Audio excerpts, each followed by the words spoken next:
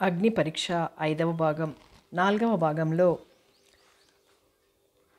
ఆనందం గారు మరణించడంతో ఆ కుటుంబం దిక్కులేనిదవుతుంది. చివరికి శాంతి డిగ్రీ పూర్తి చేసి హైదరాబాద్లో ఉద్యోగం కోసం బయలుదేరుతుంది. కథ కొనసాగుతుంది.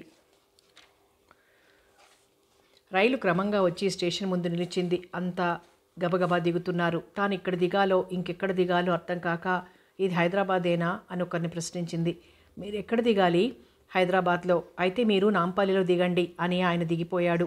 మరికొద్ది క్షణాలకే రైలు పెట్టె అంతా ఖాళీ అయింది. జనం అక్కడక్కడ మాత్రమే పెట్టెల్లోంచి తొంగి చూస్తూ కనబడుతున్నారు. నాంపల్లి అంటే ఎక్కడా అని మళ్ళా మరొకరిని ప్రశ్నించింది. వచ్చే స్టేషన్ నాంపల్లి, అదే హైదరాబాద్ కూడాను. ఈ స్టేషన్ సికింద్రాబాద్ అందామే. అమ్మయ్య, మాస్టర్ కూడా అక్కడికే వచ్చి దిగమని రాశారు. నయమే దాటిపోలేదు అనుకుని ధైర్యం చిక్కబట్టుకొని కూర్చుంది. ఇంతలో నాంపల్లి స్టేషన్ రానే వచ్చింది. శాంతి కిటికీలోంచి బయటికి చూస్తూ ఒక్కసారి ఆ పొడుగు నుంచి ఈ పొడుగు వరకు దృష్టిని ప్రసరించింది. స్టేషన్ నిండా జనం. రైల్వే కూలీలు కూలీ సార్ అంటూ చేతుల్లో సామాన్లు లాగేస్తున్నారు. పండ్ల బండ్లు, సోడా, డ్రింక్సు, బిస్కెట్ల బళ్ళు తోసుకుంటూ అరుస్తున్న కేకలు. చెవులు బద్దలై స్టేషను దద్దరిల్లుతోంది. ఎక్కడా మాస్టారు వచ్చినట్లు జాడ తెలియక కంగారు పడింది. ఇంతలో ఓ 18 ఏళ్ల కుర్రాడు ఆ పెట్టెలోకి ఎక్కి శాంతి అన్నాడు. శాంతి ప్రాణం కుదుట పడింది. వెనక్కి తిరిగి చూసింది. ఎవరు అన్నట్లు. నేను నాగరాజును, మర్చిపోయావా అన్నాడా అబ్బాయి. నువ్వా? గుర్తుపట్టలేకపోయాను. చాలా పెద్దవాడివయ్యావు. అప్పటికి ఇప్పటికీ పోలికే లేదు. ఏది నీ సామాను అన్నాడు. పోలిక పట్టలేనంత పెద్దవాణ్ణైపోయాను అన్న గర్వంతో మందహాసంగా. ఇదే ఈ చిన్న పెట్టె. నాగరాజు ఆ పెట్టెను వద్దన్న అందుకుని క్రిందికి దిగాడు. వెనకాలే తను దిగింది. తిన్నగా నాగరాజు ప్లాట్ఫామ్ దాటి అవతలికి తీసుకుని వెళ్ళాడు. ఇద్దరూ ఇల్లు చేరారు. అప్పటికి మాస్టారు వెళ్ళిపోయారు. నాగరాజు గబగబా శాంతిని ఇంట్లో దిగబడిచి కాలేజీకి పరుగు తీశాడు. మాస్టారి భార్య భారతి శాంతిని ఆదరించింది. ఎన్నెన్నో ప్రశ్నలు వేయసాగింది శాంతిని. ఆమె ప్రశ్నలకు సమాధానమిస్తోంది శాంతి. కానీ ఆమె మాటల్లో వెలితి నిండి ఉంది. కళ్ళు చెమరుస్తున్నాయి. శాంతి మాటలాడే మాటల్లో, జవాబుల్లో ఉత్సాహం లేదు. నిస్పృహ స్పష్టంగా కనిపిస్తోంది. భారతమ్మ శాంతి గుండెకి దూసుకుపోయే ప్రశ్నల వర్షం కురిపిస్తోంది. ఏమిటి ఇంతలో ఈవిడ ఇంత మారిపోయింది? అవును, ఆవిడకేం లోటు? తమ బాధల్ని అర్థం చేసుకుని తను ఏం బాధపడుతుందో అని ఆలోచించి అడగడానికి శాంతి అలాగే తలవంచుకుని టూకీగా జవాబులిస్తోంది. మధ్యాహ్నం దాటింది. శాంతి స్నానం చేసి భోజనం చేసి విశ్రాంతిగా కాస్త నడుం వాల్చుకుంది. అక్కడే భారతమ్మ కూడా ఓ పక్క చాప మీద పడుకుని ఏవేవో మాట్లాడుతోంది. ప్రయాణంతో అలసిన శాంతి శరీరం నిద్ర కోరుతోంది. బాధలతో నిండిన ఆమె హృదయం ఉపశాంతి నాశిస్తోంది. ఇంతలో మాస్టారు వచ్చారు. శాంతి వచ్చావా అన్నారు వస్తూనే. శాంతి దిగ్గున లేచి నమస్కారం మాస్టారు అంది. ఆ గొంతుకలో దుఃఖం నిండి ఉంది. బాధపడకమా, అన్నీ ఒక కథలా జరిగిపోయాయి. విచారించి ప్రయోజనం లేదు. విషయాలన్నీ తెలిసాయి. కర్మకి ఎవరు ఎదుర్కోగలరమ్మా? పోనీలే, నువ్వైనా తెలివైన పనిచేశావు. ఇప్పటికైనా మించిపోయింది లేదు. ఏదో ఉద్యోగం దొరక్కపోదు. ఎలాగో తమ్ముణ్ణి చదివించి సంసారం చక్కదిద్దగల తెలివైన పిల్లవే అన్నారాయన సానుభూతితో. మాస్టారు దేవుడ్లాంటి మనిషి. తనకి తప్పక సహాయం చేస్తారు. ఆయన పరోపకారి, నిస్వార్థ త్యాగి. శాంతికి చిన్నప్పటి నుంచి కూడా అలాగే చదువు చెప్పేవారు. ఆయన మంచితనమే ఆయన్ని ఇంత వృద్ధిలోకి తెచ్చింది. ఈనాడు ఆయన ఒక కాలేజీలో ఇంగ్లీష్ ప్రొఫెసర్ అయినా కూడా మాస్టారు అన్న పేరు నిలిచిపోయింది. నాన్న ఒక్కొక్కసారి జీతం ఇవ్వలేకపోయినా అదేమిటి మాస్టారు అలా బాధపడతారు? మనలో మనకేమిటి? ఒకరికొకరు సహాయపడకపోతే ఎలాగా? అసలు మన శాంతి లాంటి తెలివైన పిల్లకి చెప్తేనే నా ప్రతిభ నిలుస్తుంది అనేవారే కానీ ట్యూషన్ ఫీజు ఇవ్వలేదని ఆయన ఏనాడు బాధపడేవారు కాదు.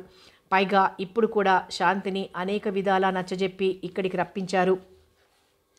మాస్టారు ఎంత చెప్పినా శాంతి హృదయం బాధపడకుండా ఉండలేకపోతోంది. ఆయన శాంతిని కన్నతండ్రిలా కనిపెట్టి చూస్తున్నారు. మాస్టారి భార్య భారతమ్మ దగ్గర కూడా శాంతికి చాలా చనువున్నా ఆవిడికి కొన్ని సందేహాలు లేకపోలేదు. వయసులో ఉన్న ఆడపిల్ల, అందమైన పిల్ల. ఎక్కడంటే అక్కడికి ఉద్యోగం కోసం తిరగడమే కాకుండా అప్పుడప్పుడు భారతమ్మను కూడా సహాయంగా వెళ్ళమనడం ఆవిడికి కొంచెం కష్టమనిపించేది. శాంతికి ఊరంతా కొత్త. ఏ బస్సు ఎక్కాలో ఎక్కడ దిగాలో తెలియక అప్పుడప్పుడు తికమక పడేది. క్రమంగా పట్నం ప్రాంతాలు కొంతవరకు పరిచయమైన మాస్టర్ ఒంటరిగా ఎరగని చోట్లకి పోవద్దని చెప్పేవారు. ఆ రోజు శాంతి బస్టాండ్లో నిలబడింది. చూస్తుండగా కళ్ల ముందు నుంచి ఎన్నో బస్సులు పారిపోయాయి. కానీ ఒక్క బస్సులో అయినా ఎక్కలేకపోతోంది. అసలు తాను ఎక్కవలసిన బస్సు నంబర్ కూడా ఈ గొడవలో మర్చిపోయింది. నయం, వెళ్ళవలసిన స్థలం మాత్రం మర్చిపోలేదు. శాంతితో సమానంగా ఇంకో వ్యక్తి కూడా అలాగే నిలబడి ఉన్నాడు. బస్సు ఎక్కాలని ముందుకు వెళ్ళినా జనంలో దూసుకుని తోసుకు వెళ్ళలేకపోతోంది. అవతల వ్యక్తి శాంతి పరిస్థితి బాగా గ్రహించాడు. బస్సుల్ని జనం తోరణాల్లా వేలాడుతున్నారు. ముఖ్యంగా స్టూడెంట్స్. శాంతికి వాళ్ళని చూస్తుంటే జాలి, బాధ కూడా మిళితమై వస్తున్నాయి. పాపం ఎంత అవస్థ పడుతున్నారు ఈ పాడు బస్సుల కోసం అనుకుంటూ చింతిస్తోంది లోపల. అయినా కాలేజీకి, ఆఫీసులకి వెళ్లే సమయంలోనే ఈ అమ్మలక్కలు కూడా కాలక్షేపాలకు బజార్లకు బయలుదేరకపోతే పోటీగా ఏం పోయిందో వీళ్లకు అనుకుంది. అదంతా చూస్తుంటే తన సంగతే మర్చిపోయినట్టుంది. మళ్ళీ ఒక బస్సు రానే వచ్చింది. ఈ బస్సు ఎక్కడికి వెళ్తుంది అని అక్కడ నిలబడిన వ్యక్తిని అడిగింది. మీరెక్కడికి వెళ్ళాలి? తార్నాక అంది ముక్తసరిగా. ఇదివరకు ఎప్పుడు వెళ్ళలేదా అన్నాడు ఆ వ్యక్తి. వెళ్ళలేదు, ఈ ఊరు నాకు కొత్త. అలాగా, అదే చూస్తున్నాను. అందరిలా మీరు చొరవ చేయలేకపోతున్నారని. తార్నాకలో ఎక్కడికి అంటూ ప్రశ్నించాడు. రీసెర్చ్ ల్యాబొరేటరీకి. అక్కడ మీకేం పని? ఇంటర్వ్యూకి వెళ్ళాలి 11:30కి. ఇంటర్వ్యూ అయితే టైం అవుతోందే. టైం ఎంత అయిందండి? 10 minutes to 11. అదిగో ఆ వచ్చే బస్సు ఎక్కండి. ఎలాగా, జనం ఇప్పుడే వేలాడుతూ వస్తున్నారు. బస్సు నిండు చూలాల్లా ఉంది అనుకుంది మనస్సులో. ముందు నేను ఎక్కుతాను, నా వెనకాలే మీరు ఎక్కేయండి. ఎలాగో పట్టుకొని నిలబడాలి. అమ్మో, పట్టుకొని నిలబడ్డమే. అలవాటు లేక పట్టు తప్పి ముందుకు పడతానేమో. కర్మ ఇలా పట్టింది. నాన్న హైదరాబాద్లో బస్సుల ప్రయాణం గురించి చెప్పినవన్నీ ఇప్పుడు కళ్ళ ముందు ప్రత్యక్షమవుతున్నాయని కళ్ళారా చూసి అనుభవిస్తున్నాను అనుకుంది. ఈ రోజుతో తన కష్టాలు గట్టెక్కిపోతాయి. ఉద్యోగం వచ్చేస్తుంది. ఇంకే అవస్థ ఉండదు. ఆఫీసుకు దగ్గరగానే ఇల్లు తీసుకుంటే నడిచే వెళ్ళిపోవచ్చు. ఇంకా ముందు రోజులన్నీ స్వర్గతుల్యంగా గడపవచ్చు అని ఎన్నో కలలు కనసాగింది. ఇంతలో బస్సుకి సడన్ బ్రేక్ వేశాడు డ్రైవర్. నిలబడ్డవారు ముందుకు, వెనక్కి, పక్కకు తూలారు. కొందరు ఆడవాళ్లు తూలడం చూసి మగ కుర్రకారంతా పక్కున నవ్వి గోల చేశారు. శాంతి వెలవెలపోయి చూసింది నలుపక్కల. కానీ తనలాగే ఇంకా కొందరు యువతులు తూలారు. అప్పటి వరకు బస్సులో జనాన్ని అంత పరిశీలనగా చూడని శాంతికి కొంచెం ఆశ్చర్యం కలిగించారు కొందరు యువతులు. వారి వేషాలు, డ్రెస్సులు చూస్తే ఆమెకే అటు చూడ్డానికి సిగ్గుగా అనిపించింది. మరి గోల చేశారంటే చెయ్యరు. ఒంటి నిండా నిండుగా బట్టలు వేసుకుంటే అందానికి భంగం కలుగుతుందా? ఛీ, అయినా ఇంత తెగించారేం ఈ పట్నంలో పిల్లలు? నిజమే, ఇదివరకు కర్ణాకర్ణిగా విన్నవి కళ్ళారా గాంచడం జరుగుతోంది. క్రమంగా బస్సు పలచబడింది. శాంతి ముగ్ధలా ముడుచుకుని సీట్లో కూర్చుంది. ముందు వచ్చే స్టేజీలో మీరు దిగాలి. అంతా దిగేదాకా నిలబడక జనాన్ని తోసుకునే దిగాలి. దిగండి. మగవాళ్ళని మడికట్టుకు నిలబడితే ప్రయోజనం లేదు. బస్సుల్లో స్పర్శజ్ఞానం నశిస్తే గాని లాభం లేదు అన్నాడా పరిచయ వ్యక్తి. ఆ మాటలకి శాంతి సిగ్గుగా తల వంచుకునే నవ్వింది. మళ్ళా రేపు కలుస్తాను. మీ ఇంటర్వ్యూ ఏం జరిగిందో చెప్తారు కదూ. తర్వాత ఇంకో అప్లికేషన్ మా కంపెనీకి కూడా పడేయండి. మా బాస్ చాలా మంచివాడు. మిమ్మల్ని తప్పకుండా తీసుకోవచ్చు. నేను కూడా చెప్తాను అన్నాడా వ్యక్తి. అలాగే లేండి, ఇది రాకపోతే ఆలోచిస్తా. మా మాస్టర్ని కూడా అడుగుతాను అంది శాంతి. సరే వస్తానండి అంటూ ఒక్క ఊపులో ఆయన కిందికి దిగేశాడు. శాంతి దిక్కులు పరికిస్తూ రాబోయే స్టాప్ కోసం నిమిషాలు లెక్కిస్తూ కూర్చుంది. అసలు తనకి ఉద్యోగం వస్తుందో లేదో అనే అనుమానం ఆమెను చుట్టుకోసాగింది. శ్రీధర్ స్కూల్ నుంచి ఇంటికి వస్తూనే, అమ్మా, అక్క దగ్గర నుండి ఉత్తరం వచ్చిందా? నేను రేపే పరీక్ష ఫీజు కట్టాలట, లేకపోతే నాకు హాల్ టికెట్ ఇవ్వరట అంటూ వచ్చాడు. బహుశా నిన్ననే కదా 1వ తేదీ. జీతం పుచ్చుకుని డబ్బు పంపుదామని ఊరుకొని ఉంటుంది. మనీ ఆర్డరు, ఉత్తరం ఒకేసారి వస్తాయి. ఇంకా ఒకరోజు టైం ఉందిగా, పర్వాలేదులే, నువ్వేం బాధపడకు. బాగా చదువుకుని క్లాస్ వస్తే మళ్ళా ఏడాది అక్కడికే వెళ్ళి పెద్ద చదువులో ప్రవేశించవచ్చు అంది తల్లి. అంతలో పోస్ట్మ్యాన్ అన్న పిలుపు వినిపించింది వీధి వాకిట్లోంచి. శ్రీధర్, మహాలక్ష్మి వికసించిన ముఖాలతో వాకిలి తలుపు తెరిచి ఎక్కడి నుంచి అన్నట్లు పోస్ట్మ్యాన్ ముఖంలోకి చూశారు. Money order. అక్కే అయి ఉంటుందని శ్రీధర్ మనీ ఆర్డర్ ఫారం తిరిగేసి చూశాడు. అక్క కాదమ్మా, బాబాయ్.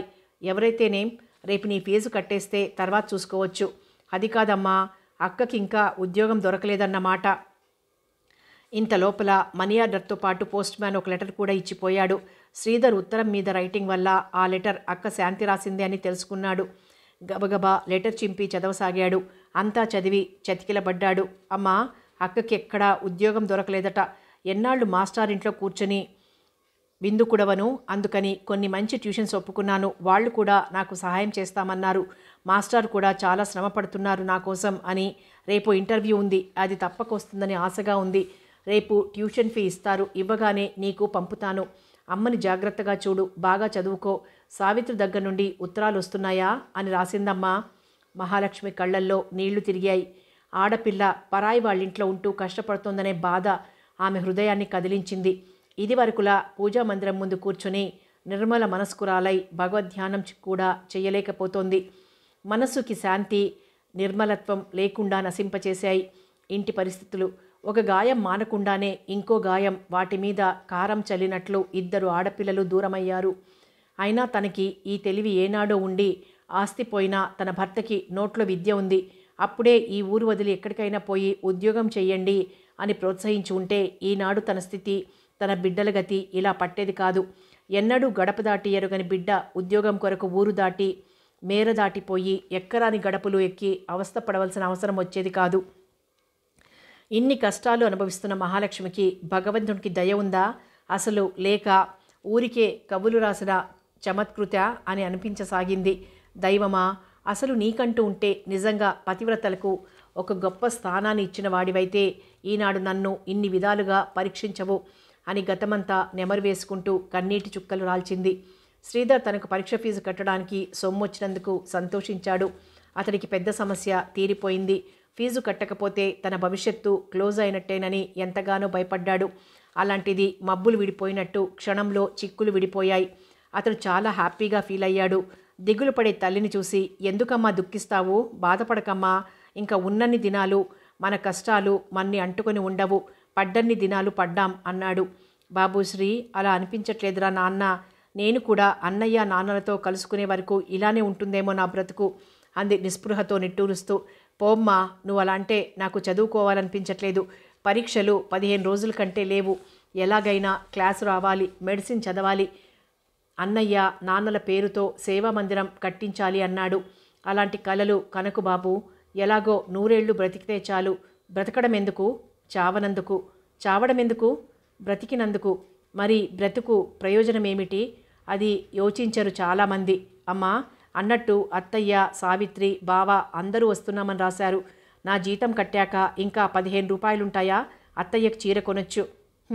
అత్తయ్య ఇంకా చీర కొననిస్తుందా? ఏమీ వద్దులే, ఇంట్లోకి కావలసిన సరుకులితే తర్వాత చీర సంగతి ఆలోచిద్దాం. అసలు మీ నాన్న అత్తయ్య వస్తేనే ఇంటికి కాంతం కాదు కాంతి వస్తుంది అని మురిసిపోయేవారు. అలాగే ఆ పిల్ల వచ్చిన వేళ విశేషం. ఇల్లంతా కళకళ్లాడుతూ ఏ లోటు లేకుండా ఉండేది ఉన్నన్ని రోజులు అంది. అవును మరి అన్నాడు శ్రీధర్. ఆమె ఆలోచనలో పడింది. తను శ్రీధర్ తప్పితే ఆ ఇంట్లో మూడో మనిషి కాలు పెట్టి కొన్ని మాసాలైపోయింది. యాంత్రికంగా రోజులు గడిచిపోతున్నాయి. జీవితంలో రుచి వచ్చింది. గతం ఒక పసిడి కళ, వర్తమానం పీడకల. శాంతి ఉంటే ఇల్లు ప్రశాంతి నిలయం, లేకుంటే అశాంతి నిలయం. ఆమె ఉంటే ఇల్లు స్వర్గం, లేకుంటే నరకం. శాంతి వెళ్ళాక మరీ ఇల్లు నిశీదిలాగే ఉంది. మరి అడపాదడప శ్రీధర్ కొరకు పిల్లలు వచ్చినా వీధిలోంచే కేవలం తొంగి చూసి తిరిగి వెళ్ళిపోవడం జరుగుతోంది. శాంతి కోసం, సావిత్రి కోసం పిల్లలు వస్తే దొడ్లో పూలు కోసుకుని ఆటలాడి పాటలు పాడి ఇల్లు గల్లుమనిపించేవారు. శాంతి, సావిత్రి వెళ్ళాక ఆ ఇంట్లో సందడి కూడా అంతమాత్రంగానే ఉంది. అది హైదరాబాద్, ఆంధ్రప్రదేశ్ రాజధాని, అందాల నగరం. శాంతి హైదరాబాద్కు వచ్చి 3 మాసాలైంది. అక్కడ తమ్ముడు, అమ్మ ఎలా ఉన్నారో అనే బెంగ మనస్సులో లేకపోలేదు. కానీ పైకి మాత్రం మేకపోతు గాంభీర్యాన్ని వహించింది. ఎన్ని ఉన్నా కొందరు ఏబ్రాసిగానే ఉంటారు, ఏం లేకపోయినా కొందరు ఎంతో నిండుగా ఉంటారు. 2వ కోవకి చెందిన వ్యక్తి శాంతి. 3 అమ్మాయిలకి ట్యూషన్ ప్రారంభించింది. నెలకి 60 రూపాయలు వస్తున్నాయి. సాటి వారిలో కాస్త ఘనంగా కనపడ్డానికి ఎలాగో కొంతవరకు మంచి రకం బట్టలు కొనుక్కోగలిగింది. ఇంటికి ప్రతి నెల 30 రూపాయలు పంపగలుగుతోంది. ఎక్కువ పంపలేనందుకు చాలా బాధపడిపోతోంది. ఆ రోజు మాస్టర్ భోజనం చేస్తున్నారు. వడ్డన చేసి దగ్గర కూర్చొని మాస్టారి భార్య ఏదో మాట్లాడుతోంది. శాంతి ఆ రోజు కంపెనీ ఉద్యోగానికి ఇంటర్వ్యూకి వెళ్ళాలి. మాస్టారితో చెప్పి ఆశీస్సులు పొందాలనుకుంది. వంటింటి వైపు మెల్లగా అడుగులు వేసింది. చటుక్కున కాళ్లకు బ్రేకు పడింది. వినపడుతున్న మాటల వల్ల ఆమె చెవులు ఊరజేసుకుంది. శ్రద్ధగా వినసాగింది. తన గురించే తర్జన భర్జనలు పడుతున్నారు. ఆయన తనని సమర్థిస్తున్నారు. భార్య ఖండిస్తోంది. తనని సూటిపోటి మాటలంటోంది. అవి వినవలసి వచ్చినందుకు ఆమె మనస్సు కలుక్కుమంది. ఎంతకాలం ఈ అమ్మాయిని మన ఇంట్లో మేపడం? వాళ్లకు ఉద్యోగాలు దొరక్క చస్తుంటే దీనికేం దొరుకుతుంది? అయినవి కానివి నెత్తికెక్కించుకుంటారు మీరు మరీను. అయినా 10 మంది మగాళ్లను కూర్చోబెట్టి పెట్టగలం కానీ ఒక్క ఆడదాన్ని కూర్చోబెట్టి చెయ్యలేరట అని అంటున్న భారతమ్మ మాటలు విన్న శాంతి ప్రాణం గతుక్కుమంది. కళ్ళు చెమ్మగిల్లాయి. కానీ ఏమీ ఎరగనట్లు వెనక్కొచ్చేసింది. మామూలుగా ఏదో పనిలో లీనమైంది. మాస్టారు కాలేజీకి వెళ్ళబోతున్నారు. మాస్టారు అంది శాంతి. ఏమ్మా ఈవేళ? చెప్పమ్మా, మీ దీవెనలు కావాలి. దేనికి? ఇవాళ ఇంకో ఇంటర్వ్యూ ఉంది, వెళ్తాను, మీరు దీవించండి అంటూ ముందుకు వంగి నమస్కరించింది. పిల్లలు గల తండ్రి ఆయన హృదయం ద్రవించింది. మంచిదమ్మా, విష్ యూ గుడ్ లక్. మాస్టారు, ఇందులో కనుక సెలక్షన్ కాకపోతే నేనింక ఇంటికి వెళ్ళిపోతాను. అదేమిటమ్మా అలా నిరుత్సాహపడతావు? ఇది తప్పకుండా వస్తుంది. తర్వాత అమ్మగారిని తమ్ముణ్ణి ఇక్కడికి తీసుకొద్దు గాని, అంతేగాని అలా నిరుత్సాహపడితే ఎలాగా? కష్టపడాలమ్మా. నేను చూడమ్మా, ఎన్నో కష్టాలు పడి కదా పైకొచ్చాను. మరి నువ్వు నాలాంటి వాళ్ళని ఉదాహరణగా తీసుకోవాలి. పాటుపడాలి, బాగుపడాలి, పైకి రావాలి. జీవితమే అగ్ని పరీక్షగా ఉంది మాస్టారు. అవునమ్మా, అవును. నాటి స్త్రీకి ఒకటే అగ్ని పరీక్ష. నేటి స్త్రీలకి అడుగడుగున అగ్ని పరీక్షలు. అన్నింటికీ తట్టుకోవాలి, అధైర్యపడరాదు. కష్టాలు వచ్చినా తట్టుకుని రాటుదేలి నిలబడాలమ్మా. అలా బాధపడకు. నువ్వు మా ఇంట్లో ఉంటే మాకేం బరువా? మీ ఆంటీకి చేదోడు వాదోడుగా ఉండనే ఉన్నావు. నాగుకి చదువు చెప్తున్నావు. నీ బరువు ఎవ్వరికుంది? ఈసారి నీకు తప్పక జయం కలుగుతుంది. వెళ్ళిరామ్మా, నీకు దారి తెలుసుగా. అయినా ఈరోజు నాగుకి సెలవు. వాడిని తోడు తీసుకెళ్తే బస్సు రూట్ వెతుక్కోక్కర్లేదు. వాడికి హైదరాబాదు కొట్టిన పిండేను అంటూ జేబులో చేయి పెట్టి 2 రూపాయలు తీసిచ్చి, డబ్బుందో లేదో ఇవి ఉంచుకో అన్నారు. నా దగ్గర డబ్బుందండి అంది కృతజ్ఞతతో. కళ్ళల్లో నీళ్లు తిరిగాయి. ఆయన మాటల్లో చేతల్లో ఆ నిండైన విగ్రహం తన తండ్రే అనిపించింది. నాన్న, ఎక్కడికి వెళ్తున్నావు అని అనాలనిపించింది. అనుకోకుండా అకస్మాత్తుగా నాన్న అనేసింది. నాలుగు కరుచుకుంది తప్పు చేసినట్లుగా. ఎందుకమ్మా నాలుగు ఖర్చుకోవడం? నేను నాన్ననేగా. సరియైన పిలుపు ఇన్నాళ్లకు పిలిచావమ్మా అంటూ శాంతి తలను నిమిరాయి ఆయన అమృత హస్తాలు. శాంతికి ఏదో హృదయంలో భారమంతా తొలగిపోయినట్లనిపించింది. హృదయం ఉప్పొంగింది. పట్టరాని సంతోషం కలిగింది. అఖండ విజయం సాధించగలను అనే అనుకుంది. ఆత్మవిశ్వాసం ద్విగుణీకృతమైంది. ఆమె కళ్లల్లో ఆశారేఖలు తళుక్కుమన్నాయి. అది ఆమె జీవితంలో ఒక మలుపే. శాంతి ఇంటర్వ్యూకి వెళ్తూ, ఆంటీ నన్ను ఆశీర్వదించండి అని భారతికి కూడా నమస్కరించింది. హృదయంలో కుళ్ళు కల్మషం లేవు భారతమ్మకు. మాట ఎంత కరకో మనసు అంత మెత్తన. మాయామర్మం కల్లా కపటం తెలీదామెకి. శాంతి అణకువతో వంగి నమస్కరించగానే ఆమె హృదయం ద్రవించింది. ఆశీర్వదించు చాలు అంది శాంతి. ఆ దినాన, ఆ క్షణాన అరమరికలు లేని భారతమ్మ కూడా శాంతిని హృదయపూర్వకంగా ఆశీర్వదించింది. అదో శుభసూచకం. ఇంటర్వ్యూ జరిగిపోయింది. వారం 10 రోజుల కల్లా టెంపరరీ ఆర్డర్ పొందింది శాంతి. జాబ్లో చేరింది. నెలకు 200 జీతం. శాంతి ఆ రోజు ఆఫీస్ నుండి వస్తూ నెలాఖరికి తనకు రాబోయే జీతాన్ని గురించి కలలు కనసాగింది. ఇంకా తమ్ముడి చదువు 3 మాసాలు తరువాత అమ్మని తమ్ముడిని తనిక్కడికే తీసుకురావచ్చు. అంతవరకు నెలకు 100 పంపి మిగతా 100తో తనెలాగో కాలం వెళ్లదీయవచ్చనుకుంది. ఒక గది తీసుకుని ఒంటరిగానే ఉండడానికి నిశ్చయించుకుంది. ఈ 3 నెలలు. ఆ రోజు 1వ తేదీ జీతం తీసుకుంది. తన కష్టార్జితం కళ్ళు చూసుకునేసరికి కళ్ళు జిగేలుమన్నాయి. 200 తను సంపాదించానన్న ఆనందంతో కలలు కంటూ ఇల్లు చేరింది. మాస్టారు అప్పటికే ఇంటికొచ్చారు. 200 తన చిన్న చేతి సంచిలోంచి తీసి మాస్టర్కి ఇవ్వబోయింది. జీతం ఇచ్చారా అమ్మా? పోనీలే, ఇక్కడికి సాహసించి వచ్చినందుకు ఈ మాత్రం సహాయం చేయగలిగాను. ఇవి నాకెందుకమ్మా? ఏదో నీకు కావలసిన కొద్ది సొమ్ము ఉంచుకుని మిగతాది అమ్మకు పంపు అన్నారు. నేను అలాగే అనుకుంటున్నానండి. మీరేమీ అనుకోకపోతే నేను కూడా ఒక గది తీసుకుని ఉండాలని. ఇప్పటికే 3 నెలల నుండి నన్ను మీరు అనేక విధాలుగా ఆదరించి పోషించడమే కాకుండా ఎంతో సహాయం చేసి ఉద్యోగం కూడా ఇప్పించారు. ఆ మాటల్లో ఎంతో నిండు విశ్వాసం, మర్యాద, అభిమానం ధ్వనించాయి. అందుకని కృతజ్ఞతలు చెప్పుకుంటున్నావా?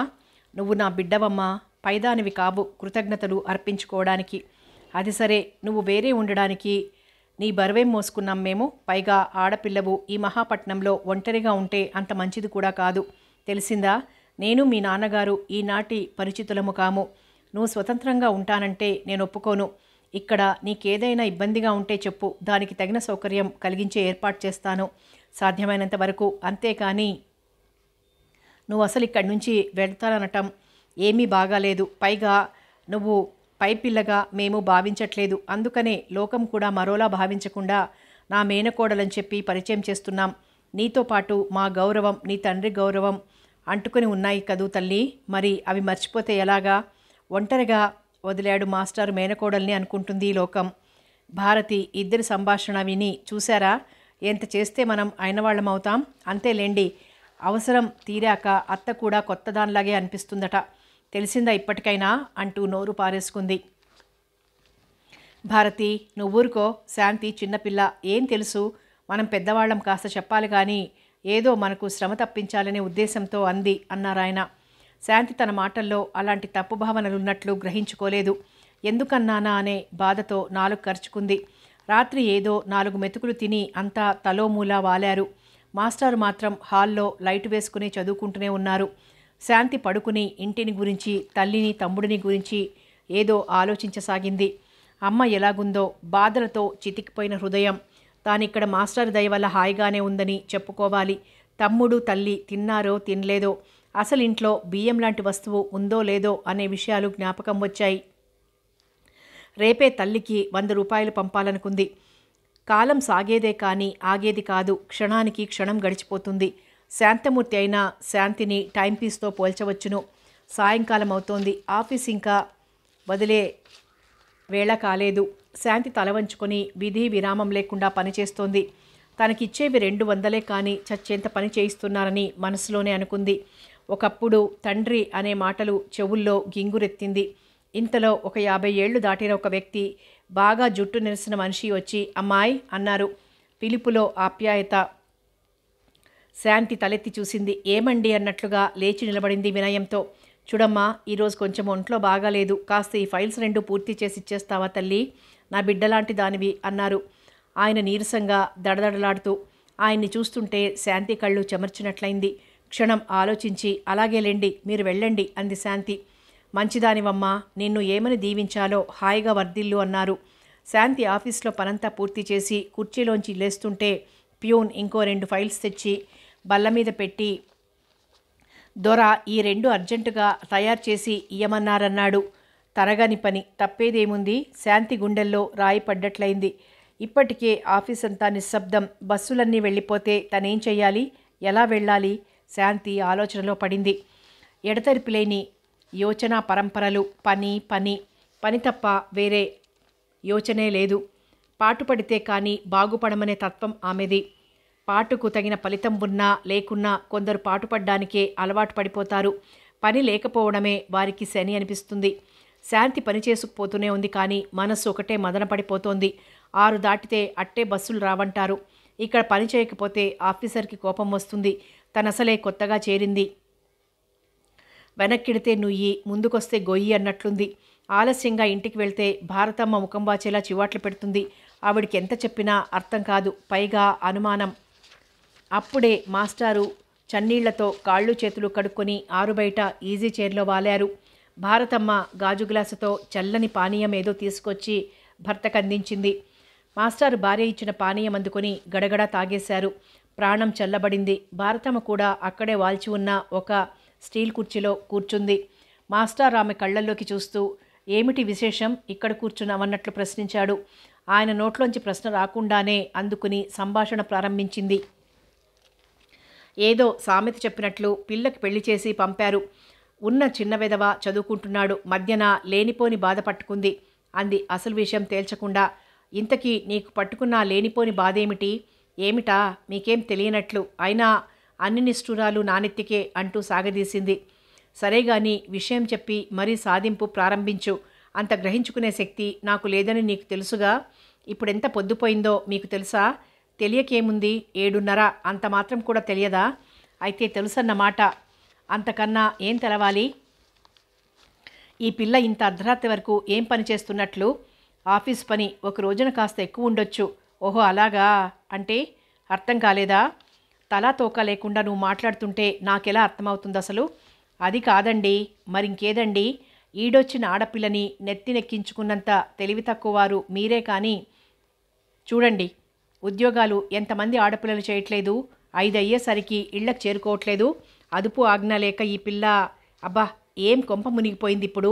వస్తుందిలే, కొత్తగా పనిలో చేరింది, ఇంకా పనవలేదేమో, చేతిలో పని పూర్తి చేసొద్దామని ఉందేమో, దానికింత రాద్ధాంతం ఎందుకే, లేక బస్సులే దొరకలేదో. పిల్లలు గన్న తల్లివి, ఆ పిల్లని అలా వీధిన పెట్టడం మంచిది కాదు భారతి. వస్తుందిలే అన్నారు మాస్టారు శాంతంగా. అవునులేండి, మీరలా అంటూ ఉండగానే చూడండి రేపో మాపో ఎవరో ప్రేమించారంటూ నెత్తికి ఎన్ని నిందలు తెస్తుందో. పైగా మేనకోడలని ఊరంతా చెప్పుకుంటున్నారు.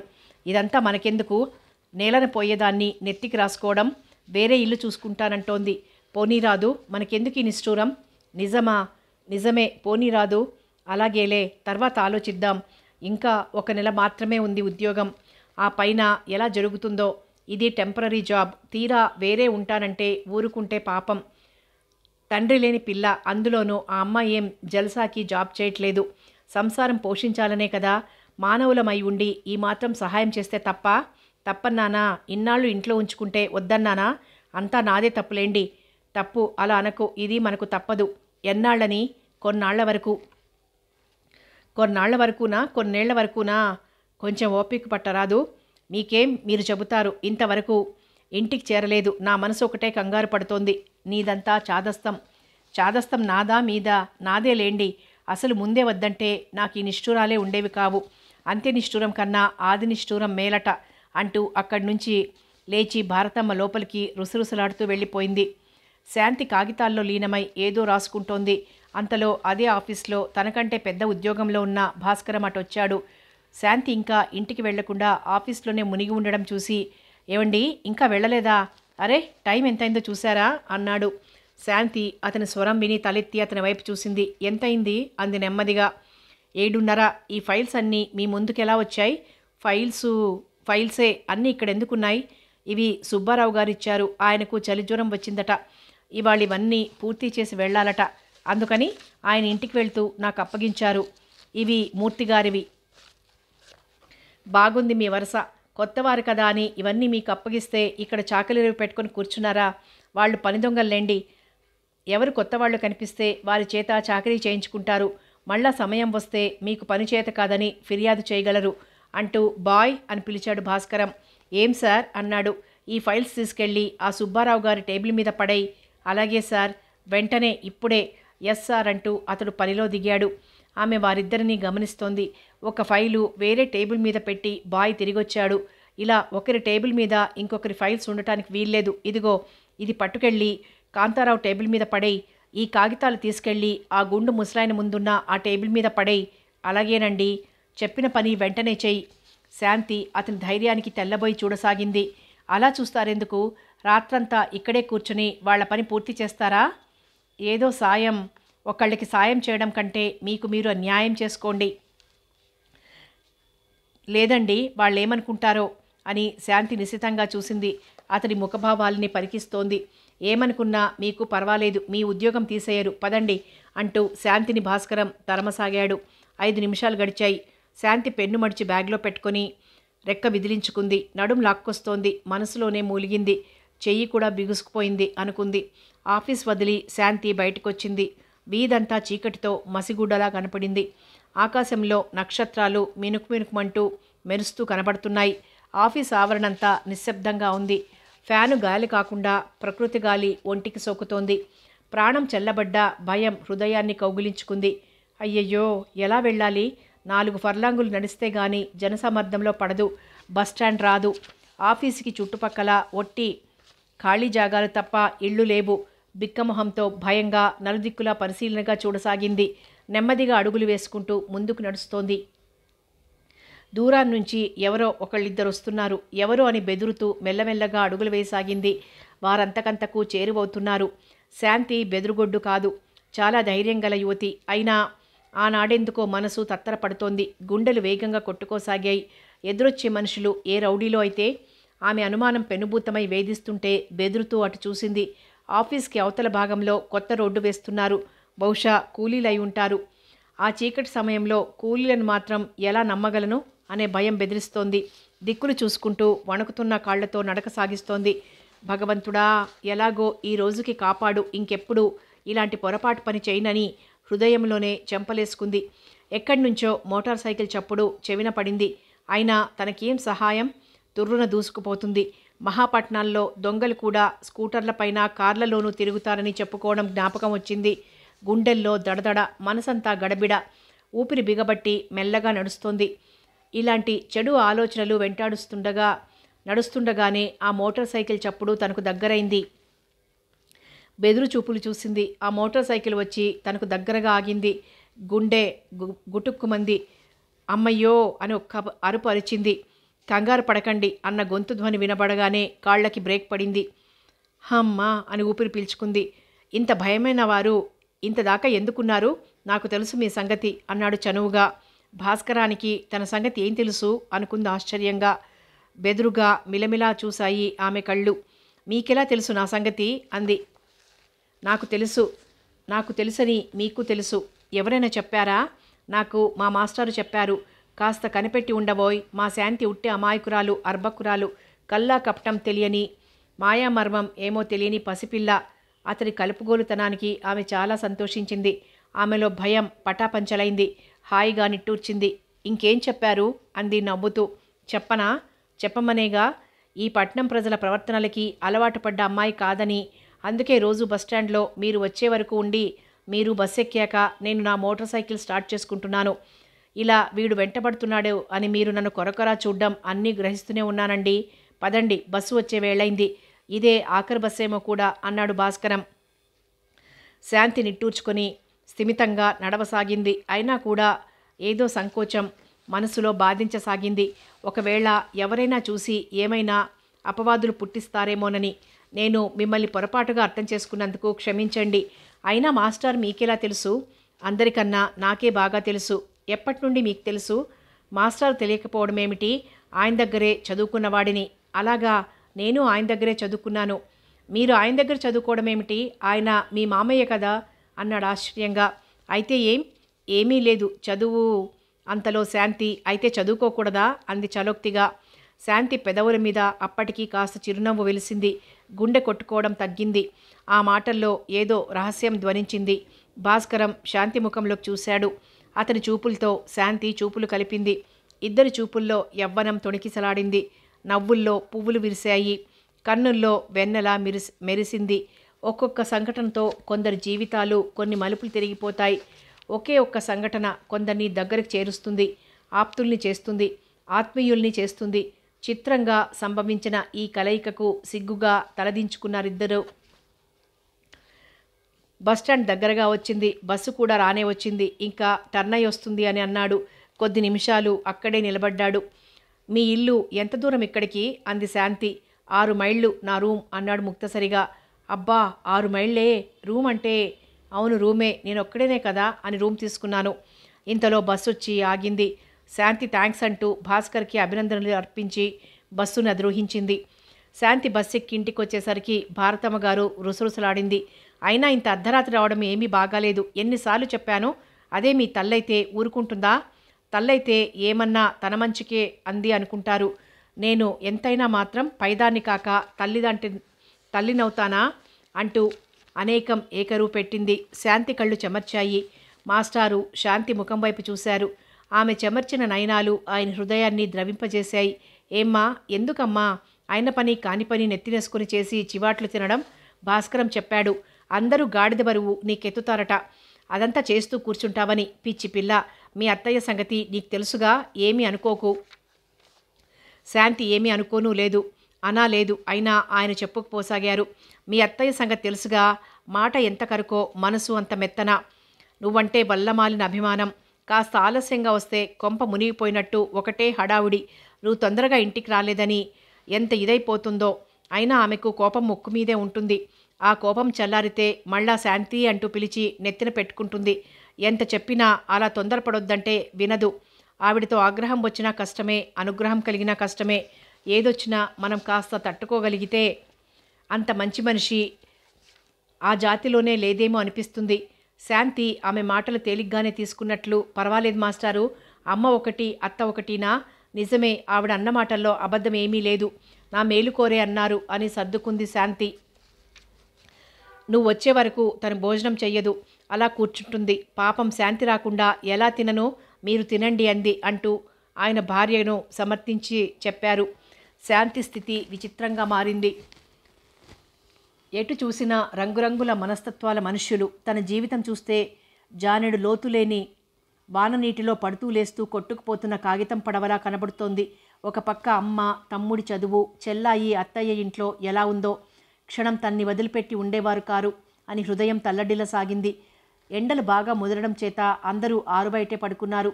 ఒక పక్కగా శాంతి చిన్న మడత మంచం మీద పడుకుంది. ఎంత కన్ను పొడుచుకున్నా కునుకు పట్టలేదు. అర్థం లేని కొత్త ఆలోచనలు హృదయంలో మెలికలు తిరగనారంభించాయి. భాస్కరం ఎవరు? అతను తన్ని ఇంతగా అభిమానించడమేమిటి? ఈరోజు తనతో అంత చనువుగా ప్రవర్తించడంలో అంతరార్థం ఏమిటి? అతడి స్వభావం చాలా చిత్రంగా ఉంది. అయస్కాంతం ఇనుముని ఆకర్షించినట్లు అతడి చూపులు తనని ఆకర్షిస్తున్నాయి. ఏదో తెలియని మధురానుభూతిని అతడి సాన్నిధ్యంలో తను పొందుతోంది. అతడిలోని సభ్యత, సంస్కారం, కలుపుగోలుతనం తనని అమితంగా ఆకర్షించాయి. అతడంత చనువుగా మాట్లాడడం తనకి ఏదో కొత్త అనుభూతిని కలిగించింది. శాంతి హృదయంలో భావాలు విహంగాల్లా విహరించసాగాయి. అతనిలోని ఔదార్యం, సామరస్యం అన్నీ ఆకాశంలో నిర్మలంగా కాస్తున్న వెన్నెల్లా కనిపించాయి. భారతమ్మ చివాట్లు పెట్టినా అవన్నీ అంత హృదయానికి పట్టలేదు. భాస్కరం మొదట్లోలా కాకుండా కొంత అదోలా మారాడు. ఆఫీసులో పరిచయమైన నాటి నుండి ఆఫీస్ అంటే ఎలా ఉంటుందో, పనేమిటో ఎరుగని తనకు అడుగడుగునా సహాయపడుతూ పని నేర్పించాడు. తనలో కలిగిన కొన్ని భయాలను నిర్మూలనం చేసి నడకరాని పాపకు నడక నేర్పించినట్లుంది. అలాగే భాస్కరం మీద కలిగిన అభిమానాన్ని తలపోసుకుంటూ తమకిద్దరికీ మధ్య కలిగిన అన్యోన్య అనురాగాలను తలపోసుకుంటోంది శాంతి. ఆకాశంలోకి చూస్తూ ఆలోచనలు పెంచుకోసాగింది. అందాల జాబిల్లి ఆకాశం మీద పరిగెడుతోంది. జాబిలి చుట్టూ నక్షత్రాలు మాలల్లా కట్టి మిణుకుమిణుకుమంటూ వెంట సాగుతున్నాయి. మయూరి మేఘగర్జనకు, వర్ష ఆగమనానికి ఆనందపడి పురివిప్పి ఆడినట్టుగా ఆమె హృదయం భాస్కరం అభిమానానికి, ఆదరణకు ఉప్పొంగసాగింది. ప్రభాత కాంతులు ప్రజ్వరిల్లుతుండగా చీకటి కొసలు విచ్ఛిన్నమైనట్లు తన చీకటి హృదయంలో భాస్కరం ప్రవేశం ఏదో కొత్త అనుభూతిని కలిగించింది. ఆమె హృదయం పరవశించింది. మేను పరవశంలో పులకించింది. ఎప్పుడు కునుకు పట్టిందో, ఎప్పుడు తెల్లవారిందో శాంతికి తెలియకుండానే జరిగిపోయింది. ఆకాశంలో పక్షులు కలకలారావం చేస్తున్నాయి. చెవులు గింగురెత్తసాగాయి. ఉలిక్కిపడి లేచి కూర్చుంది. కల, నిజమా? ఏమిటది? ఆమె ఆశ్చర్యంలో మునిగిపోయింది. జరిగింది కలో నిజమో తేల్చుకోలేకపోతోంది. ఏమైనా ఆ ఉదయంతో ఆమె హృదయంలో జ్ఞానోదయమైంది. భారతమ్మ, మాస్టారు, నాగు ఎవ్వరూ మంచాల మీద లేరు. శాంతి నలుపక్కలా చూసింది. అంతా అయోమయంగా అనిపించింది. నాన్నెక్కడా? అమ్మెక్కడా? ఏమిటి ఇదంతా కల? అమ్మ శాంతి, నా చేతులతో నీ వివాహం ముచ్చటగా చేసుకునే యోగం లేకపోయింది తల్లి. పైగా నీకు తగిన వరుణ్ణి వెతకలేకపోయాను. నీకు తగిన నచ్చిన వరుణ్ణి సంపాదించుకుని వివాహమాడి నువ్వైనా సుఖజీవనం చేస్తే నా ఆత్మ శాంతిస్తుంది. ఏమీ సంకోచించకు. కానీ జీవితంలో తప్పటడుగులు వేసి జారి పడకు. అతన్ని స్వయంగా అడిగి అతని తల్లిదండ్రుల సమ్మతి అయ్యాక గాని అనవసరపు పగటి కలలు కనకు. నాకు యోగం లేదు నీకు వివాహం చేసి చూసేందుకు. అయినా నా ఆత్మ శాంతిస్తుంది. జాగ్రత్తగా ప్రవర్తించు అన్న కలలో తండ్రి మాటలు మళ్ళా మళ్ళా చెవుల్లో గింగురుమనసాగాయి. కన్నతండ్రి రూపం మనసులో మెదిలింది. కళ్ళల్లో కన్నీటి వాగు కదిలింది. శాంతి భోజనం చేసి తయారై ఆఫీస్కి వెళ్ళడానికి వీధి వాకిల్ దాటి మెట్లు దిగబోతోంది. ఎదురుగా నిలబడి ఉన్న మనిషిని గమనించలేదు. అమ్మా, నూనె తెచ్చానని చెప్పండి అమ్మగారితో అన్నాడు. నెత్తిన నూనె డబ్బా పెట్టుకుని నిలబడ్డ తెలుకులవారు. శాంతి తలెత్తి చూసింది. తెలుకులాడి శకునం మంచిది కాదంటారనుకుంది స్వగతంలో. వెనక్కి వెళ్ళి అత్తయ్య, నూనెవాడొచ్చాడు అంది. అత్త బయటకొచ్చి నూనెవాడిని చూసి ముఖం చిట్లించి తల పంకించింది. కాస్త ఉండు శాంతి, శకునం మంచిది కాదు, వెళ్లకు. శాంతి తక్షణం తటపటాయించింది. అసలు శకునాలు శుభ అశుభాన్ని సూచిస్తాయా, లేక అది మూఢ విశ్వాసమా? ఏది సత్యం, ఏది అసత్యం? ఆలోచనలతో అడుగు ముందుకు పడక ఆగిపోయింది శాంతి. అయినా ఇప్పుడే రావాలా వీడు అంది భారతమ్మ విసుగ్గా. శాంతి కొంచెం సేపు ఆగి ఆఫీసుకు వెళ్ళిపోయింది. దుశ్శకునం గురించిన ఆలోచన కాసేపటికి దూరమైపోయింది. సాయంకాలం దాటినా ఎండ తీవ్రంగానే ఉంది. శాంతి ఆఫీస్ నుండి 3 గంటలకే వచ్చేసింది. వచ్చిందే కానీ కాళ్ళు ఇంటివైపు నడిపించట్లేదు. హృదయం బాధపడుతోంది. భారంగా ఉంది హృదయం. ఎవరితో చెప్పుకునేది తన బాధలు? అలాగే కాళ్ళీడ్చుకుంటూ బస్టాండ్కు కొద్ది దూరంలో ఉన్న పార్కులోకి వెళ్ళి కూర్చుంది. దుఃఖం పెల్లుబికి వస్తోంది. దాచుకునేందుకు ప్రయత్నించినా ప్రయోజనం లేకపోతోంది. కళ్ళల్లో అనుకోకుండా నీళ్లు నిండాయి. ఎవరైనా చూస్తే ఏమనుకుంటారో అని నలుమూలలా పరికించి చూసింది. చుట్టుపక్కల ఎవ్వరూ కానరాలేదు. పార్కులో తోటమాలి ఇద్దరు అవ్వలు చుట్టలు కాల్చుకుంటూ ఓ వారగా కూర్చుని మాట్లాడుకుంటూ కనబడ్డారు. శాంతి దుఃఖాన్ని దిగమింగి గతాన్ని గురించి భవిష్యత్ కాలాన్ని గురించి ఆలోచించసాగింది. మహాలక్ష్మి శ్రీధర్ ఏదో కాలం వెళ్లతీస్తున్నారు. మహాలక్ష్మి శాంతికి వివాహం చేయాలనే ఆలోచనలోనే ఉంది. అవధాని గారి ద్వారా ఆ ధర్మవరం అబ్బాయి తండ్రికి రాయబారం పంపుతోంది. అంతా కొనకు వచ్చాక కట్న కానుకలు కావాలంటున్నారు. ఈ విషయాలన్నీ మరిదికి రాసింది. ఆడపడుచు కాంతానికి కూడా తెలియచేసింది. 2 పెళ్లిళ్ళు ఒకేసారిగా చెయ్యాలనే ఆలోచనలు సాగుతున్నాయి. అన్నింటికీ ధనం మూలం ఇదం జగత్ అన్నట్లు డబ్బు, ధనమే దైవం, ధనమే ధైర్యం, ధనమే సర్వం. ధనానికి గల విలువ దైవానికి కూడా లేదు.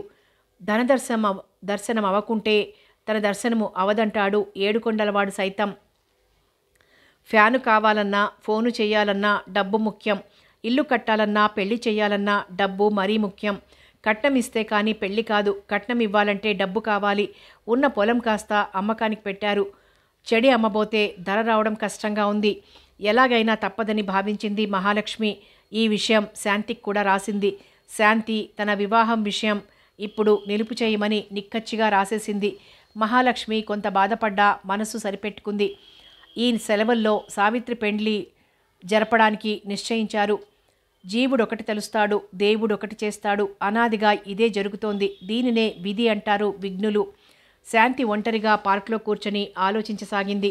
అంతా అయోమయంగా అనిపించింది. పార్కులో చుట్టూ రంగురంగుల రకరకాల పూల జాతులతో నిండి ఉంది. ఆ ప్రదేశం అందరి హృదయాలను ఆకర్షిస్తున్న శాంతిని మాత్రం తన వైపుకి మరల్చుకోలేకపోతోంది. 3-4 మాసాల నుండి మాస్టారు ఆయన భార్య భారతమ్మ ఎంతో ఆదరాభిమానాలు చూపుతూ తన్ని ఇంట్లో ఉంచుకొని అనేక ప్రయత్నాలు చేసి ఉద్యోగంలో ప్రవేశపెట్టారు. కానీ అది టెంపరరీ జాబ్ కావడం వల్ల ఏ రోజు తను తప్పుకోవాలో, మరొకదానికి అన్వేషణ ప్రారంభించాలో అనే ఆలోచనలు ఎదలో సుడులు చుడుతున్నాయి. ఉప్పెన లాంటి ఆలోచనలు, ఊపిరి సలుపుకోలేని ఆలోచనలు, ప్రశ్నలే కానీ సమాధానాలే లేని 1,00,000 ఆలోచనలు. ఆఫీస్లో చేరిన కొద్ది రోజులకే భాస్కరంతో పరిచయమైంది. నాటి నుండి అతను శాంతిని అనేక విధాలా కనిపెట్టి చూస్తున్నాడు.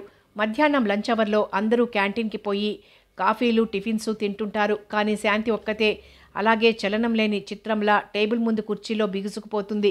ఎటో చూస్తూ ఏమేమో యోచిస్తూ మధ్య మధ్య నిట్టూర్పులు విడుస్తూ ఉంటుంది. అంతా టిఫిన్లు చేస్తారు, టీలు తాగుతారు. Double sweets, double hots. కొందరు మనీని మంచినీళ్లలా ఖర్చు చేస్తారు. మనీ విలువ ఉన్నవాళ్లకి తెలవదు, తెలిసే అవకాశం లేదు, రాదు. కానీ శాంతి సాయంకాలం వరకు ఆ కుర్చీ వదలదు. అలా అందరిలా తను విచ్చలవిడిగా డబ్బు ఖర్చు చేస్తే తన తమ్ముడికి, అమ్మకి పంపి తన అవసరాలకు ఖర్చు చేసుకోవడానికి చాలే అంత జీతం రాదు.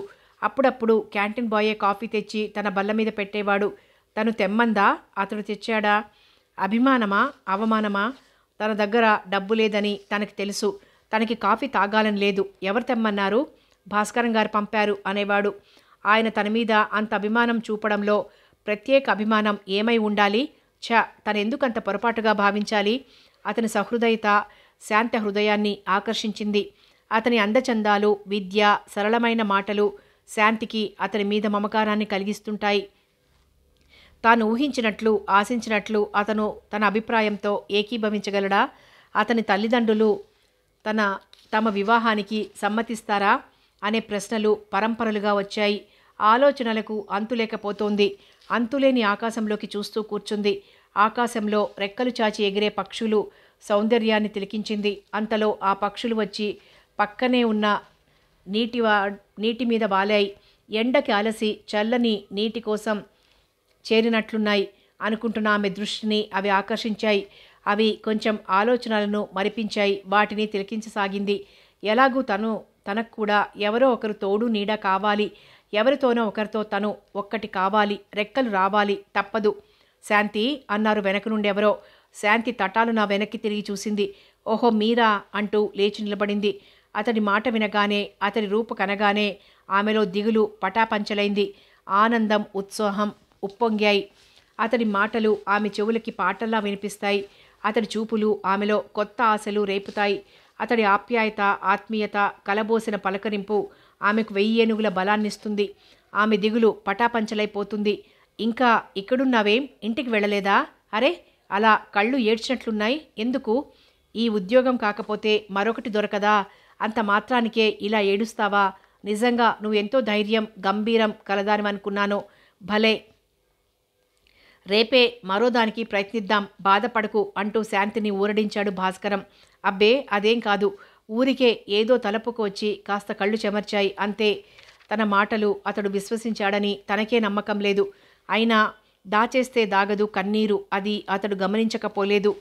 గ్రహించి, అంతే ఏమిటి? కండ్లు వాచిపోయాయి. నీకేమైనా అవసరానికి డబ్బు కావాల్సొస్తే నేనిస్తా, తీసుకో.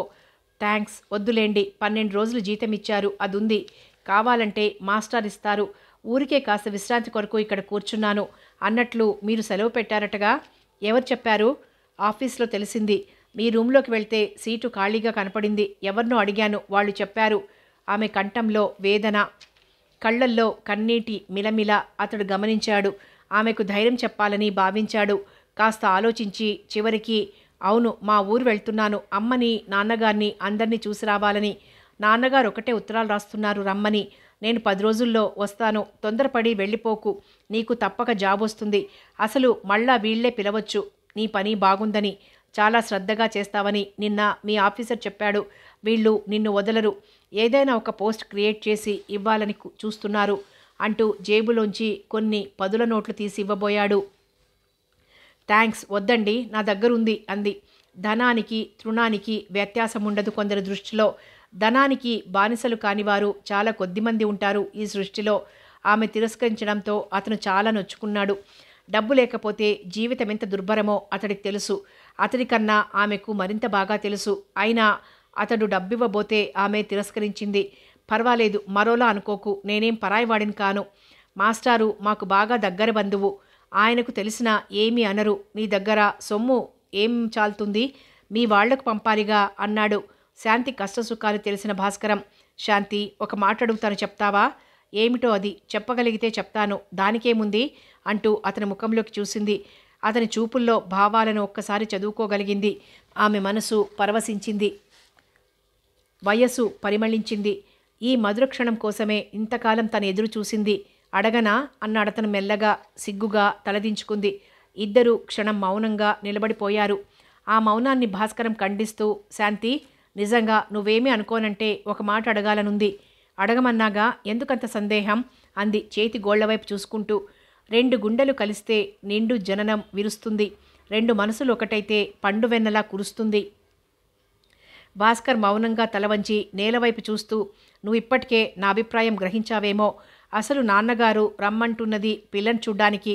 కానీ నాకు ఇంకా ఏ పిల్లని చూడాలని ఇష్టం లేదు. నా దృష్టినంతటినీ నీ రూపురేఖలే ఆక్రమించుకున్నాయి. హృదయం మరొకరిని చూడనని భీష్మించుకొని కూర్చుంది. నువ్వేమంటావు శాంతి అన్నాడు మృదువుగా. సిగ్గులు కురిశాయి, బుగ్గలు మెరిశాయి, ప్రేమలు చిందాయి, పెదవులు కందాయి. ఏమంటాను? ఆపేశావేం? ఏమంటాను? మీరేమంటే అదే అంటాను. కానీ మీరు భాగ్యవంతులు. ప్రస్తుతం మేము మీకు సరిపడ్డవాళ్లం కాదేమో. మీరు ఇష్టపడ్డా మీ తల్లిదండ్రులు సమ్మతించకపోవచ్చు. ఎంచేత? మేం కట్నాలు ఇవ్వలేంగా. నాకు కావాల్సింది చెప్పండి. నీతో కళ్యాణం కానీ కట్నం కాదు. నిజమా? నిజం. ఇది కళ నిజమా అనిపిస్తోంది నాకు. ఈ కళ నిజమవుతుందనిపిస్తోంది నాకు. మీ వాళ్ళు ఒప్పుకోకపోవచ్చు. అలా అనకు శాంతి. మా తల్లిదండ్రుల్ని ఒప్పించే బాధ్యత నాది, సరేనా? అసలు నువ్వు ఆఫీస్ వదిలి రాగానే నేను వచ్చేసింది ఎందుకో తెలుసా? ఎందుకు అంది శాంతి ఏమీ తెలియని దానిలాగా. తెలియదా? నాకేం తెలుసు? మన మనసులు కలిశాయని ఇప్పుడేగా తెలిసింది. ఇందుకే ఈ విషయం ముఖాముఖి అడిగి తెలుసుకోవాలనే. ఒకరి చూపులు మరొకరిని పరిహసింపచేశాయి. నేత్రద్వయాలు మెరిశాయి. శాంతి, మాస్టారు మీ కథంతా చెప్పారు. నేను ఆయనతో కూడా నా అభిమతాన్ని విప్పి చెప్పాను. ఆయన ఎంతో సంతోషించి తప్పకుండా అమ్మగారికి ఉత్తరం రాసి తెలుసుకుంటానన్నారు. ఆనందానికి పరాకాష్ట కన్నీళ్లు. ఆనంద పారవస్యంతో శాంతి తన ఒళ్ళు తాను మర్చిపోయింది. తన కళ్ళ నీళ్లతో నిండాయని ఆమెకు తెలవదు. శాంతి కళ్ళు జలజల ముత్యాల్లాంటి నీటి చుక్కల్ని రాల్చాయి. భాస్కర్ అవి ఆనంద బాష్పాలుగా సమ్మతి పత్రాలుగా భావించాడు. అన్నట్టు మర్చాను, మా తమ్ముడు చదువయ్యే వరకు నేను వివాహం చేసుకోదలుచుకోలేదు. అది సరే, నీ తమ్ముడు నా తమ్ముడు కాడు, నీ తల్లి నా తల్లి కాదా? భలే, అయితే మనం అన్న చెల్లెళ్ళమా? అంది శాంతి నవ్వుతూ. చిచి అన్నాడతను.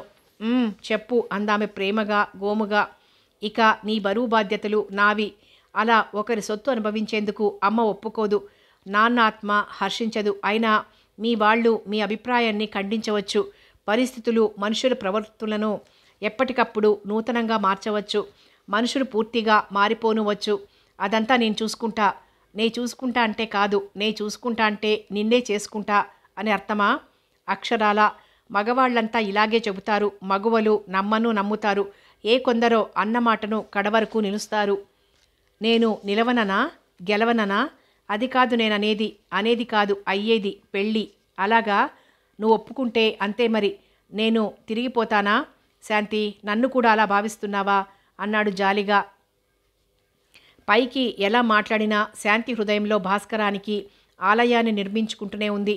భాస్కరం తన హృదయారామంలో వికసించిన మధుర కుసుమంగా భావిస్తున్నాడు శాంతిని. సంధ్యా సమయం చేరువ కానుంది. చల్లగాలులు మెల్లమెల్లగా వీస్తున్నాయి. కొమ్మల మాటున కోకిల కమ్మని పాటలు పాడుతోంది. వెళ్ళొస్తా అంది శాంతి. వెళ్ళనిస్తానా అన్నాడతడు. క్రమంగా వెలుగురేఖలు మాయమయ్యాయి. తూర్పు కొండల్లో మార్తాండు కన్నులు మూస్తూ చూస్తూ ఉన్నాడు. చీకటి ఎప్పుడు లోకాన్ని కాటేస్తానా అని ఎదురు చూస్తోంది. భాస్కర్ అలవాటు ప్రకారం శాంతి బస్సు ఎక్కే వరకు రెప్పవాల్చకుండా ఆమె అందాన్ని గుటకలేస్తూ నిలబడ్డాడు. మనసులో బస్సు త్వరగా రాకుండా ఉండాలని కోరుకుంటున్నాడు. శాంతిని సిగ్గుతెరలు కప్పుతున్నాయి. భాస్కరం ముఖంలోకి చూసి చూడనట్లు చూస్తూ అతని రూపాన్ని గుండెల్లో నింపుకుంటూ నిల్చుంది.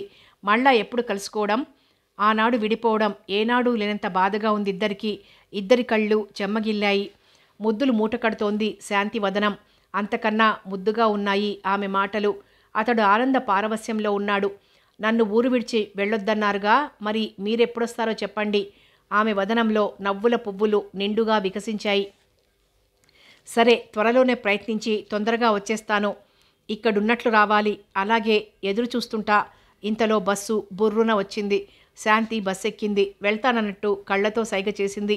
బస్సు సాగిపోతోంది. భాస్కరం చూపులు వెనకాలే వెంబడించాయి. ఇద్దరి మనసులు గొల్లుమన్నాయి.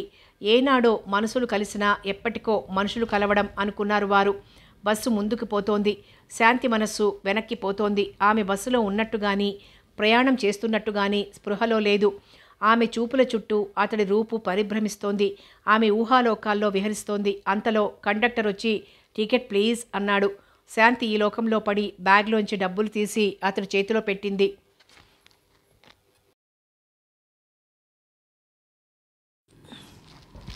శాంతి మనస్సు ప్రశాంతి నిలయమైంది. తన సమస్యకు పరిష్కారం లేదనుకుంది. కానీ నేడు తన బ్రతుకు పండింది. తన రాత మారింది. గీత బాగుంది. ఈ విషయం అమ్మకు రాయాలనిపించింది శాంతికి. హృదయంలో సంతోషానికి రెక్కలు వచ్చినట్లుంది. నవ వసంత కాలంలో కొత్త కోయిల నూతన గానంలా వినిపిస్తోంది. ఆ సంతోషం అతని మాటలు పదే పదే ఉత్సాహపరుస్తున్నాయి. తన ఊహా సౌధాలకు అనంతమైన మెట్ల వరసలు కట్టసాగింది. ఆలోచనలతో బస్టాండు ఇల్లు ఎప్పుడొచ్చిందో గమనించలేకపోయింది శాంతి. భారతమ్మ వీధివాకిల్లో నుండే నిలబడి ఉండడం కూడా గమనించలేకపోయింది. ఏమిటి శాంతి, ఈరోజు మహా హుషారుగా కనపడుతున్నావు అంది భారతమ్మ హాస్యంగా. అంటూ శాంతి తలెత్తి చూసింది. అబ్బే, ఏమీ లేదు. ఏమీ లేదా? ఏమీ లేదు అంది. ప్రేమే లేదా అనుకుంటూ. విషయం దాచాలని విశ్వ ప్రయత్నం చేస్తోంది. ఏం జాబ్ మళ్ళా పొడిగించారా? నీ ముఖమే చెబుతోంది. ఈరోజు ఏదో సంతోషం తొణికిసలాడుతోంది నీ ముఖంలో. నా దగ్గర ఏమీ దాచలేవు. సంగతి ఏమిటో చెప్తే విని నేను నీ సంతోషంలో పాలు పంచుకుంటాను. ఎంతైనా నీ శ్రేయోభిలాషిని అంది ఆవిడ హాస్యంగా. ఏం లేదత్తయ్య, దారిలో ఒక చిన్న సంఘటన జరిగింది. అది తలుచుకుంటే నవ్వొచ్చింది. సరేలే, నువ్వు ఇప్పుడు దాచిన తర్వాత తెలియదా?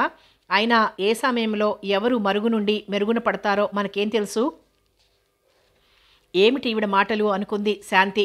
తెలిసింది కదా, తెలిసినట్టే మాట్లాడుతోంది. తెలిస్తే తెలవని అనుకుంది చివరికి. శాంతి దాచింది తనే చెప్పెయ్యాలని తాపత్రయపడుతోంది అత్తగారు. ఆమె మనసు కూడా మహదానంద పడిపోతోంది. అట్లాంటి సమయాల్లో ఆమె మాట్లాడకుండా ఉండలేదు. ఆ మాటలు ఎవరూ ఆపలేరు. తాతయ్య, నాకు మంచి రోజులు వచ్చాయని అనిపిస్తోంది అంది శాంతి మెల్లగా. నే చెప్పలే, నా దగ్గర ఎవరున్నా ఏదో విధంగా బాగుపడి జయలక్ష్మిని చేతపట్టుకుని వెళ్తారని ముందే అన్నాను. అలాగే నువ్వును.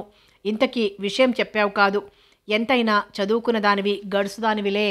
నాలాగా అంతా వెర్రిబాగులాళ్లే ఉంటారా అంటూ భారతమ్మ ఏకరువు పెట్టింది. ఆమెకేమైనా విషయం తెలిసిందా ఇలా వల్లెవేస్తోంది?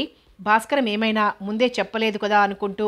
ఏం లేదత్తయ్యా, నిజంగా ఏదైనా మంచి మాట ఉంటే నీకు చెప్పను. నా శ్రేయోభిలాషివి, నీ చేయి చలవ వల్లే నాకే శుభం జరిగినా అంది మెప్పుగా. ఈ ఇంట్లో అడుగు పెట్టావు, ఒంటి దానివవుతున్నావు. ఇది మా ఇంటి చలవ అనుకుందావిడ. పైకి తెలియనట్టే ఊరుకుంది. కథ కొనసాగుతుంది.